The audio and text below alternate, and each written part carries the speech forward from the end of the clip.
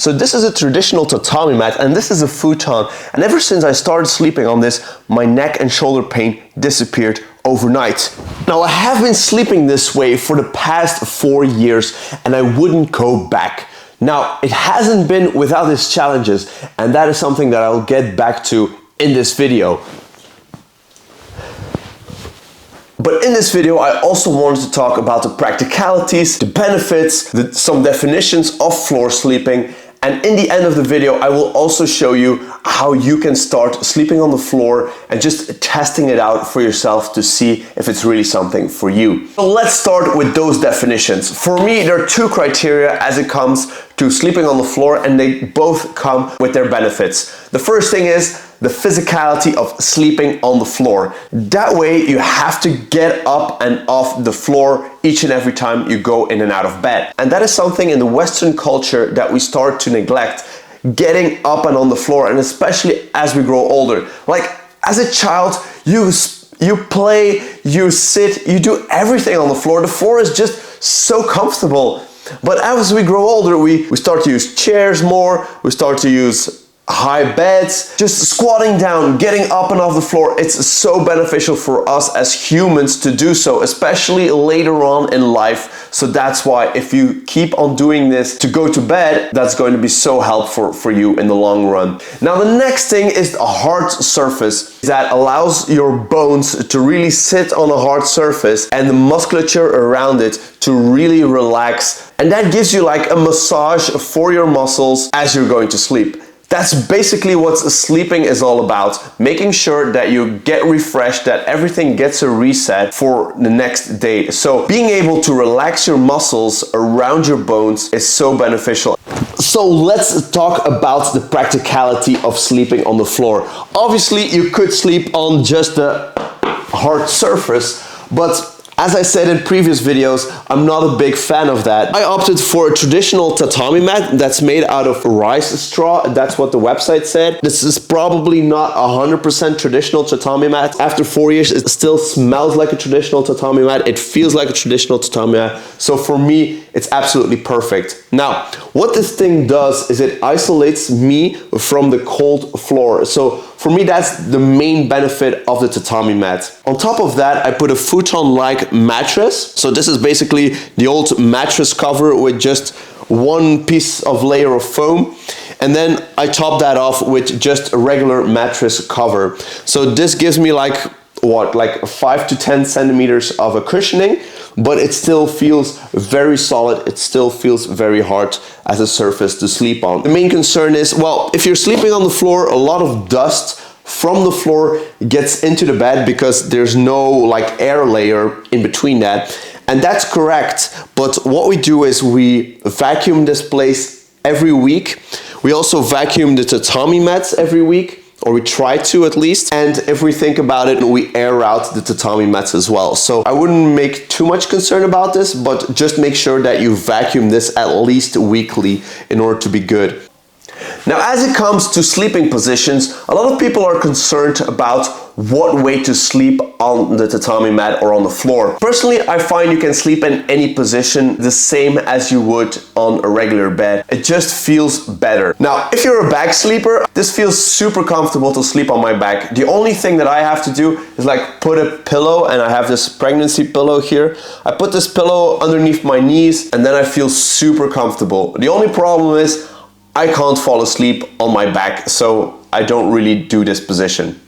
Then there's side sleeping. I'm a big side sleeper, and side sleeping for me on the tatami mat just feels perfect. Even though I have quite broad shoulders, I don't have any problems because I'm putting my shoulder in front of me and I'm laying like this. Now, why is this not a problem? Because normally this would cramp up, your shoulder would be stuck.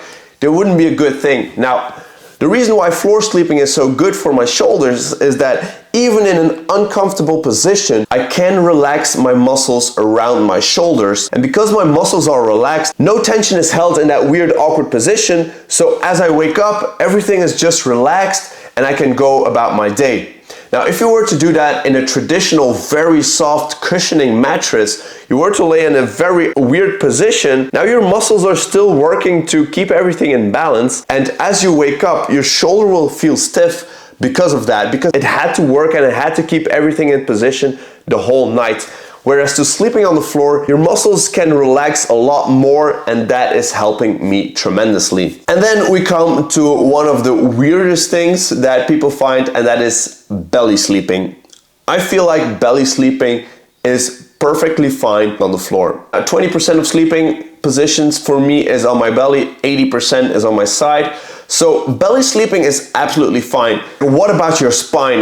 Your spine is just like sagging in. Well, don't forget that you're still breathing. You have like a cushion of air between the hard surface of the floor and your spine, and that keeps your spine healthy, relaxed, and not constantly tightened. So that's basically how it feels for me, and that's basically why I feel there's no problem in sleeping on your belly. A little bit more outwards so that my spine is aligned and I'm not like having to stuff my face in the floor, but I can actually tilt my face to the side and keep my spine sideways aligned. My big challenge is my hips and my legs. I can't seem to get them to relax as much as I want to. Now, something that I have been experimenting with last week is by eliminating my pillow, because as I'm sleeping on my side, I still sleep with a pillow. I feel like if I'm sleeping with a pillow, my head is a little bit higher up, and I feel that there's a direct pressure onto my hips if my head is elevated higher.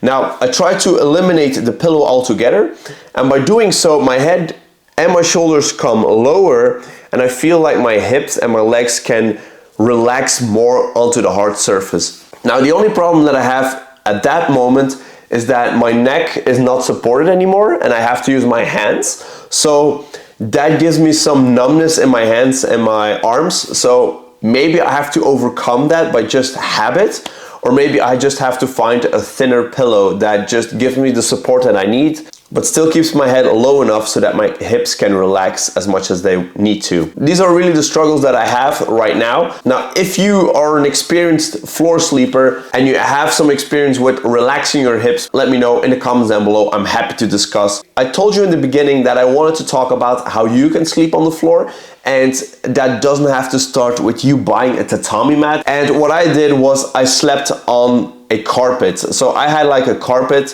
it was this thick, and just I put like a mattress cover over that, and I tried to sleep on that. Now, know that the first week is going to be uncomfortable. Your body has to adapt to the hard surface, and that is not going to be as easy as you would like to. I would say one day of sleeping on the floor is not enough to really judge how it's going. I urge you to try it out for at least a week, preferably 30 days, because 30 days is the YouTube gold standard of testing anything. By that time, you will adapt to sleeping on a hard surface. You will sleep worse in the beginning, so know that as well. Try to relax your body, try to relax as much as possible. Find a good sleeping position for you where everything can relax, and just go with the flow. And hopefully you like it enough that you can stick to it, and maybe this is going to be something that you will enjoy for the rest of your life. Thank you so much for watching. Don't forget to like this video if you liked it, subscribe if you haven't already, and I guess I'll be seeing you all in the next video. Peace!